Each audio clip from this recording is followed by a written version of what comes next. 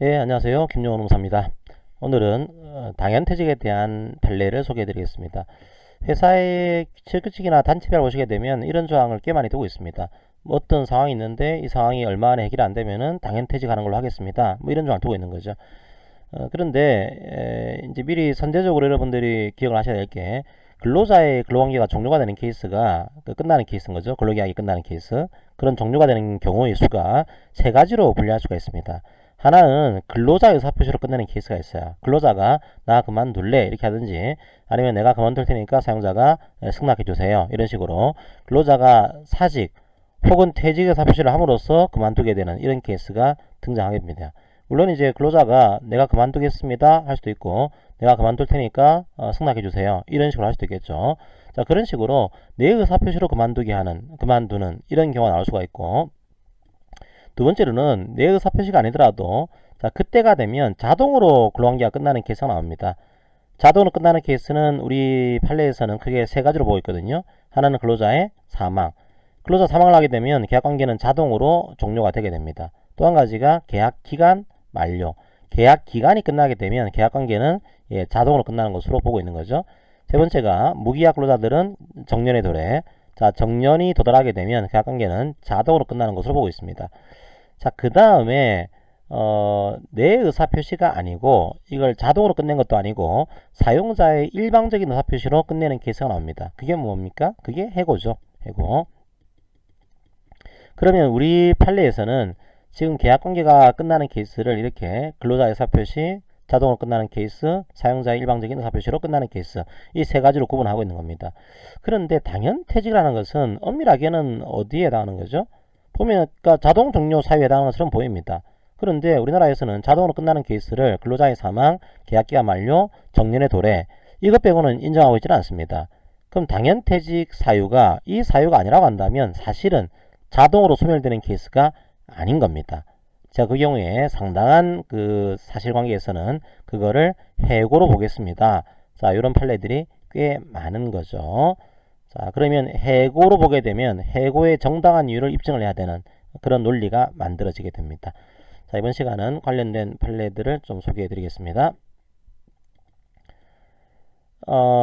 이제 이 노조위원장이 뭐 회사 업무를 방해하고 불법파업을 했다는 이유로 구속이 됐고, 징역 1년에 집행유예 2년을 선고받았어요.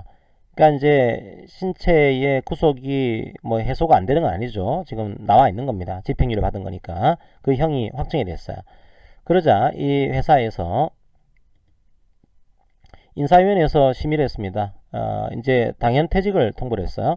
우리 회사의 취업규칙에 혹은 노사합의서에 형사상의 범죄로 유죄 판결을 받았을 경우에는 당연퇴직한다 이런 조항을 두고 있거든요. 당신 지금 유죄 판결 받은 거니까 당연퇴직 처리하겠습니다. 당연퇴직을 통보를 하게 됩니다. 당연퇴직은 근데 자동 소멸인 거죠. 근데 자동 소멸 사유가 우리나라에서는 지금 세 가지밖에 인정 안 해주고 있습니다. 일반적으로 첫 번째가 사망, 두 번째가 계약기간 만료, 세 번째가 정년의 도래거든요. 근데 이 케이스는 그런 케이스가 아닌 거예요. 그러면 근로자 입장에서는 야, 이 당연퇴직이라는 것은 자동으로 끝나야 되는 건데 사실은 이런 케이스가 자동으로 끝나는 케이스는 아니지 않냐. 이건 내가 볼 때는 해고로 봐야 되지 않을까요? 이런 주장을 하게 되고, 이걸 해고로 본다라고 한다면 형사적인 범죄로 유죄 판결을 받았을 경우를 해고 사유로 하고 있는 겁니다. 이 경우에 해고가 과연 정당한 이유가 있는 거냐? 자, 요게 다투지게 되겠죠. 자, 첫 번째로 이 당연퇴직이 해고가 될 수 있는 것 아닌가? 요 문제. 두 번째로 해고가 될 수 있다고 한다면 형사적인 유죄 판결을 받았을 경우를 과연 해고의 정당한 이유로 볼 수가 있는 거냐? 자, 요게 문제가 되는 겁니다. 두 가지에 대해서 판례의 시각을 보도록 하겠습니다. 자, 첫 번째로 당연퇴직은 일단 이렇게 봐야겠죠. 자동적 근로관계가 끝나는 케이스가 세 가지가 있다라고 했어요. 여기서는 퇴직이라는 표현을 썼네요. 근로자의 의사로 혹은 뭐 근로자의 동의로 이제 끝나게 되는 퇴직, 뭐 이제 공고사직이나 뭐 합의해지 같은 것들이겠죠. 그 다음에 근로자의 의사에 반해서 사용자의 일방적 의사표시로 끝나게 되는 해고. 그 다음에 근로자나 사용자 의사와는 관계없이 자동으로 끝나는 자동 소멸. 그럼 해고라 하는 것은 사용자의 일방 의사표시로 끝내는 것이 해고가 되는 거죠. 자, 그러면 이 해고에 해당되기 위해서는 사용자가 일방적으로 의사표시로 끝내야 되는 거죠. 사용자 측에서 일방적으로 의사표시를 해서 근로관계를 종료시키는 거다. 이러면 이거는 해고에 해당하는 거다. 그러니까 이 케이스는 어떤 케이스인가 하면은 그 당연퇴직이라는 표현을 쓰고 있긴 하지만 당연퇴직은 뭐 사망이나 기간 만료나 혹은 뭐 정년의 도래 이게 있는 건데 이 케이스는 내가 의사를 표시하지 않았다고 하더라도 사용자가 그냥 끝내는 거니까 이거는 말은 당연퇴직이지만 사실은 해고에 해당한다. 이런 그 논리를 가져가는 거죠. 이 케이스가 당연퇴직으로 규정이 되었다고 하더라도 이거는 해고로 봐야 된다. 그럼 해고로 하기 위해서는 정당한 이유가 있어야 된다. 정당한 이유가 없는 경우에는 이제 해고 퇴직 처분에 대한 무효 확인 해소를 제기할 수 있다라고 하는 그런 판례가 나오게 되는 겁니다. 그럼 이 케이스는 해고 처분에 정당한 이유가 있을까요? 자, 보통 저희들이 형사적인 유죄 판결을 받았을 경우를 어떤 해고 사유로 규정하는 케이스가 있습니다. 그런데 조금 더 정확하게 이거를 분석을 하게 되면 유죄 판결을 받았을 경우를요, 당연퇴직 사유로 규정하는 경우도 있고 요걸 징계해고 사유로 규정하는 경우도 있어요. 징계해고. 이게 당연퇴직 사유를 해고로 이해한다라고 한다면 이건 일반해고 혹은 통상해고가 됩니다. 일반해고와 징계해고는 뭐가 다를까요? 징계해고는 직장의 질서를 문란하게 한 그런 벌이에요. 직장의 질서를 문란하게 했기 때문에 해고하겠습니다. 이런 해고가 되는 것이고 일반해고는 저희들이 계약벌이라 그러죠. 계약상의 의무를 수행을 하지 못하기 때문에 하는 해고가 일반해고가 되는 겁니다. 그럼 이 케이스는 당연퇴직으로 규정했다는 얘기는 계약상의 의무를 수행할 수 없기 때문에 해고를 한 거죠. 근데 이 케이스에서는 계약상의 의무를 수행할 수가 없는 건가요? 그렇지 않죠, 그죠?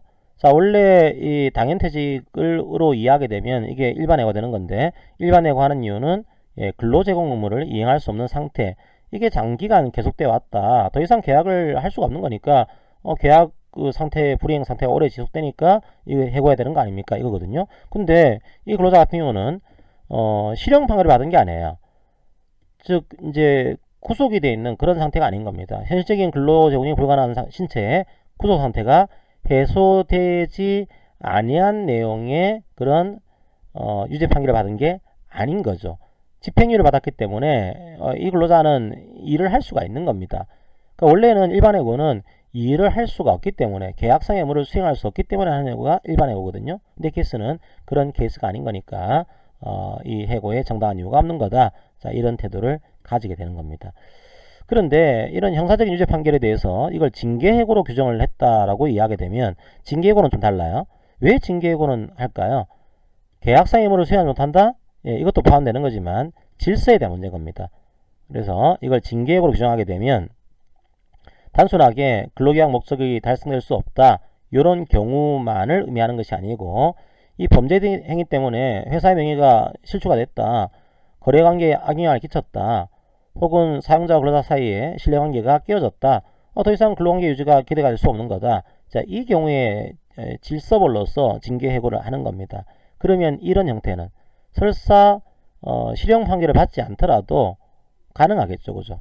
그래서 이 내용들은 만약에 징계해고로 규정되어 있다고 한다면 실형 판결을 받지 않더라도 징계해고하는 것이 가능할 수 있습니다. 하지만 당연퇴직 혹은 이게 통상해고, 일반해고로 규정되어 있는 경우에는 계약상의 의무를 수행할 수 없다는 상태가 오래 지속이 되었다, 그걸 이유로 해서 해고하는 거기 때문에 실형 판결을 받은 경우만을 의미하겠죠. 요게 징계해고로 규정되어 있는 경우랑 당연퇴직, 일반해고로 규정되어 있는 경우랑 그 의미가 다릅니다. 그 내용도 여러분들이 한번 정리를 하시면 좋을 것 같아요. 자, 오늘은 당연퇴직의 법적인 성질에 대해서 한번 판례 내용을 살펴봤습니다. 자, 오늘 판례 강의는 이것으로 마무리하겠습니다. 감사합니다.